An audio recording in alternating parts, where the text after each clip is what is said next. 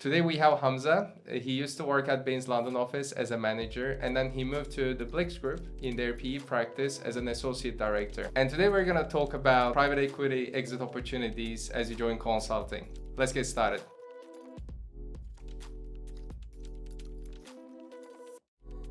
Welcome again. Thank you, Dennis. First of all, let's have our audience get to know your background a little bit better. Can you just walk us through your experience? Sure. So I joined Bain as an associate consultant, worked through the ranks to manager. In my time, did a mix of strategy transformation cases across a variety of sectors, including financial services, TMT, retail, many others, and also spent time in the private equity ring fence. Okay, so I'm just gonna ask you a very basic question. What do consultants do with PE firms? Can you just tell us a little bit more about it? Sure. So there's two main types of work. One will be commercial due diligence, which is effectively assessing a target in terms of the attractiveness of the market it's in and the attractiveness of the target itself. So that is pre-investment, if you like. The other piece that consultants can do is to advise investor on the value creation plan in terms of actually affecting change in those companies and delivering value. And which one would you say that would be more common? Personally, at BCG, I work more on the pre-investment side to assess the attractiveness of the market opportunities, but what is it like at Bain? Really a mix, do both. I think there is obviously a very strong presence in the due diligence space, where Bain is probably, I'd say, number one player. And then in terms of the follow-on advice more from the portfolio side, that then dovetails with the broader practice that everyone's familiar with in terms of strategy and operational advice and all the other topics that are typically more people are more familiar with. Makes sense. So I know Hamza from Cambridge, and I also know that you worked at Bain a little over 5 years, correct? That's right, yes. So do you want to tell me about, first of all, how did you end up working in PE? Was it your choice, or was it just that the availability of the projects? Yes, it was my choice. It's a very interesting place to be. The projects are quite different from general practice, and you gain a lot of exposure very quickly to a number of different sectors.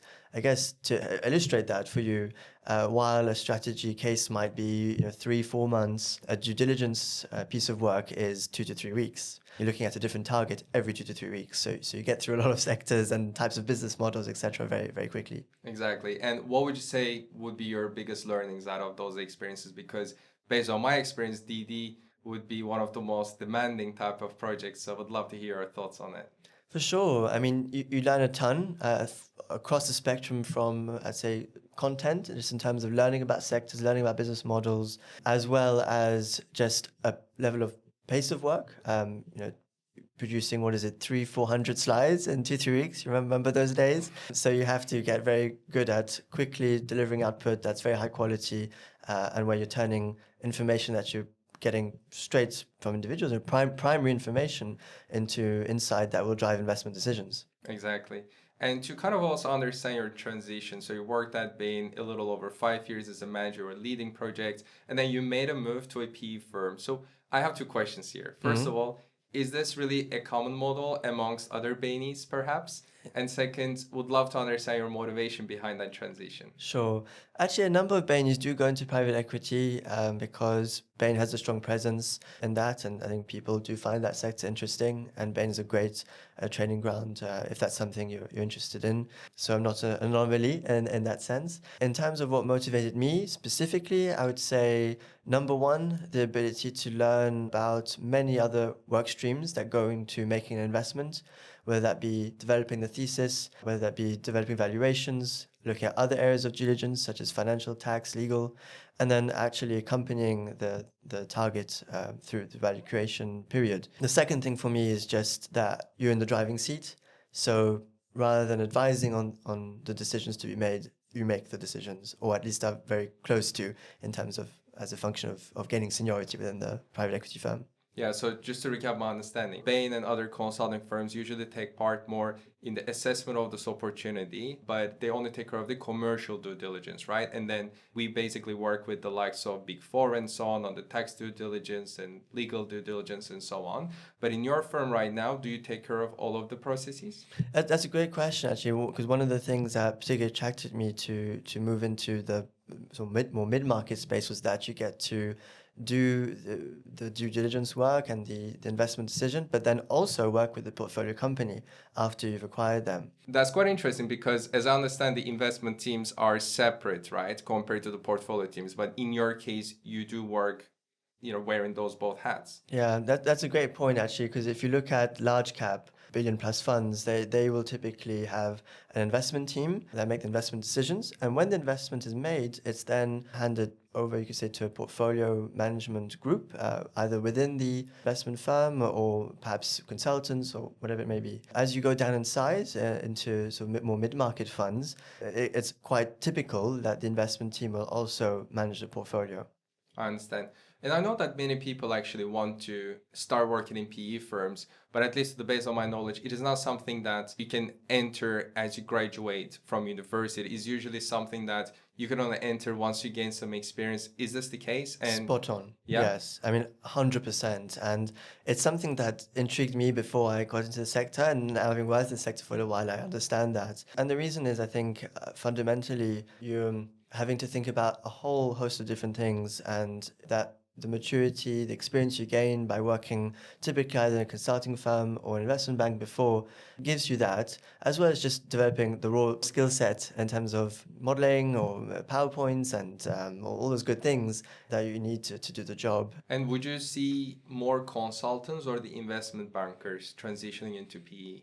So it really depends on the fund. I think if you look at the market level, definitely more investment bankers. However, then if you look at individual funds, you'll see some funds that are over-indexed investment bankers and might just take bankers. You might find some that are over-indexed to consultants, might just take consultants in some cases, and some that take a mix. And that's down to often a function of size and also investment approach, where what the bankers bring like skill set is modeling. Primarily what the consultants bring is the commercial thinking from the commercial diligence we talked about before. And typically a firm that's maybe a bit more focused on creating value through financial engineering, clearly bankers will be better suited to that. A firm that's a bit more focused on creating value commercially will attach more value to the consulting training. Yeah, absolutely. And given that this is a channel for consultants as well, so would love to understand one more thing here. So let's say that I'm a consultant based in London and I'm interested in a PE firm. What kind of trainings do I have to do, or what kind of preparation do you think I need to undergo for me to be able to get ready for those roles?